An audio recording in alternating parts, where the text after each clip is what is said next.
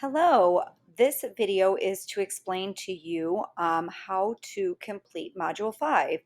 So the goal of Module 5 is for you to explore your own personal identity and how your identity is shaped by past events, experience, and people. So if you go ahead and click on the module, you will see that there is a Google Slides presentation. And the nice thing is everything is neatly packaged in this Google Slides presentation. So if you go ahead and click on the Google Slides presentation, you'll open up your own personal Google Slides presentation for you to do your work on. So we're still on the unit question of what are our expectations for our U.S. history class and what are the skills necessary. But today we're going to be looking at what our individual identity is and how it is shaped by past events, experiences, and people. So on the first slide, you're going to think about 10 words minimum that describe you and how you see yourself or how others might see you. So for example, physical traits, age, race, sex, gender, interests, religious beliefs, interests, hobbies, personality traits, nationality, or more. So like for myself, I might put female, mother, daughter, um, teacher, scrapbooker, um, Catholic, so et cetera, Slovenian. So I would fill these in with things that describe me. Next, we're going to take a look at a young woman and her experiences with her own identity. There are two ways for you to engage with this. The first way is to um, read through the handout, and it's called Orientation Day, and it's about her first day at school and what she goes with through when she is introducing herself at school. Then there is a link here, and I did not link it, so I have to do that now, where it has me reading Orientation Day to you. So you can read along. You could just listen to me read it to you, or you could even go as far to do both. Then you're going to answer some comprehension questions. So what words or phrases does Jennifer Wong use to describe her identity? What words or phrases does she use to describe her attitude towards her identity? And then what does she mean when she says the Jennifer clashing with the Wang and the Wang fighting with the Jennifer? And what examples does she provide to support this description of her name? After that, you're going to complete what's called an identity chart. So an identity chart is a diagram. You put yourself in the middle or a character. So in this case, like Jennifer Wong, and you're going to fill up these spokes with words that describe either yourself or the person. So this is a tool that helps you to consider the many factors that shape who you are as an individual and also in a community. And it can help us to deepen our understanding of ourselves, groups, nations, and historical and literary figures. So your first task is you're going to create an identity chart for Jennifer Wong. So you'll reread or listen to Orientation Day. Sometimes it's good to listen to it first, and then when you go back to do this activity, look at the actual document. It's not long. And then you're going to make an identity chart for her.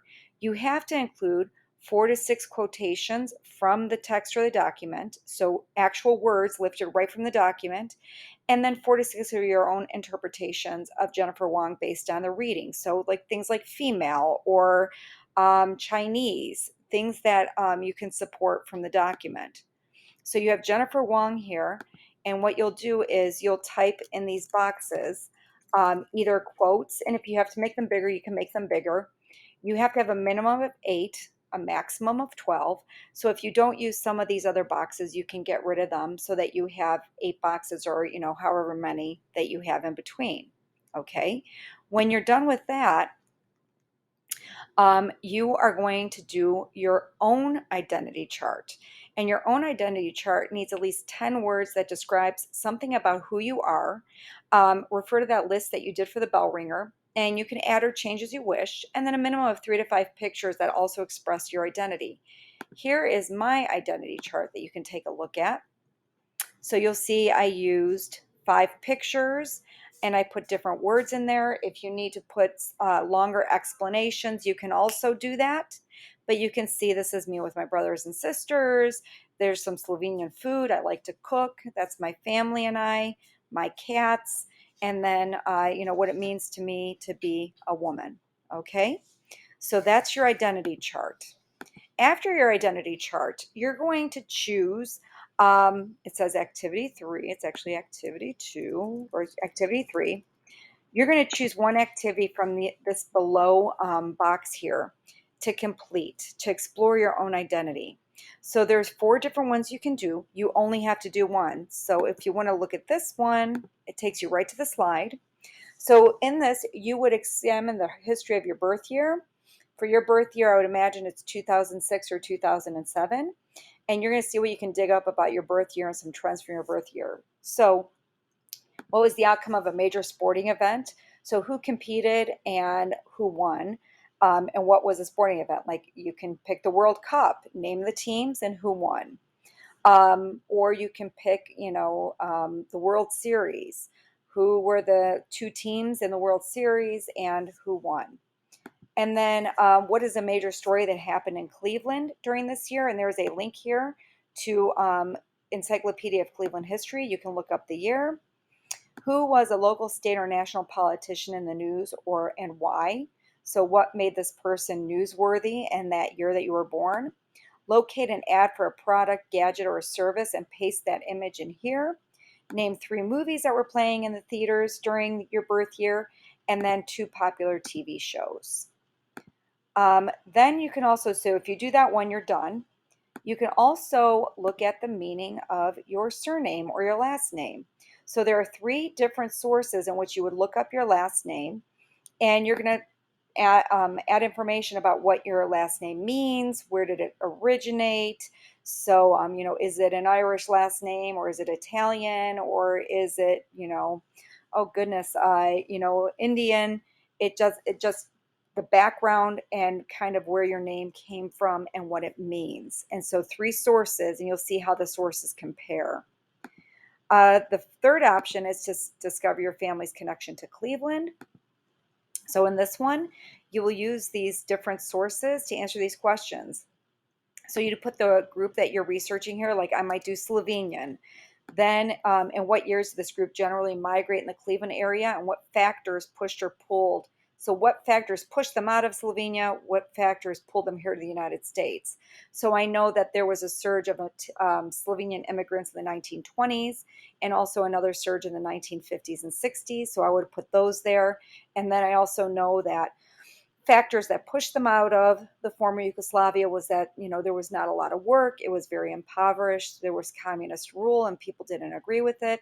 So that pushed them out of Yugoslavia. And what pulled them to the Cleveland area in particular is that there was a lot of labor, a lot of factories in which they could, unskilled labor, where they could get jobs very quickly and make a very good living. To what neighborhoods or communities did this group locate to in the area? I know for Slovenians, there's a community that's down by East 55th, yet another one in Collinwood, and then eventually the Slovenian community had migrated even further east to areas such as Euclid, Willoughby Hills, Willoughby, Kirtland, etc., and even Mayfield. And then what religious, cultural, other community organizations did they establish or contribute to? For Slovenians, we have St. Mary's Church in Collinwood, St. Vitus's Church in Cleveland, Slovensko Predstavo, which is a cultural club out in Geneva, Ohio. There is the SNPJ, which is in Kirtland, Ohio. So different things that I would have the opportunity to explain and discuss here. All right. And then the last option is create a YouTube list of videos that convey your roots and your identity. So for this one, you will put the song, or it doesn't necessarily even need to be a song. It could be maybe a video showing a food that is part of your identity and making that food, and then explain the connection to the roots or to your identity. So it doesn't necessarily have to be a song. It can also be, a how-to recipe or a national dance or something like that. Okay. When you're done with doing one of these options, again, you do one of these 4 options, then what you're going to do is answer this reflection question. For this particular lesson, there's no exit ticket. So once you're done, you turn this in and you're good to go. Thank you.